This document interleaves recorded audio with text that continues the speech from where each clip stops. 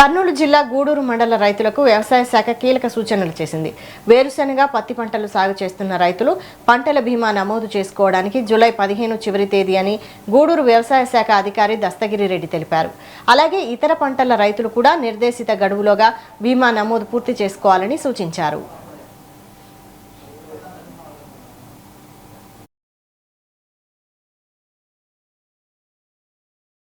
ఇప్పుడు ప్రస్తుతం ఉన్నటువంటి పరిస్థితుల్లో మనకి వాతావరణ బీమా ఒకటి అమలు అవుతోంది వ్యవసాయ శాఖ తరఫున.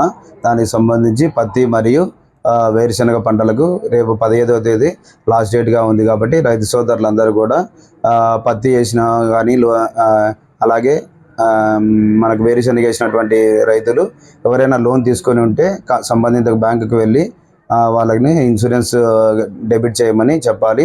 ఒకవేళ లోన్ తీసుకున్నటువంటి రైతులందరూ నాన్ లోనీ ఫార్మర్స్గా మనం నమోదు చేసుకోవచ్చును. వారందరూ కూడా కామన్ సర్వీస్ సెంటర్లు, మీ సేవా సెంటర్లకు వెళ్ళి అక్కడ కూడా నమోదు చేసుకొని ఇన్సూరెన్స్ అక్కడే డైరెక్ట్గా మీరు కట్టవచ్చును. ఎకరాకి అదే పత్తికి అయితే ఎకరాకి 2000 ఉంది. అదే వేరుశెనగకి అయితే 500.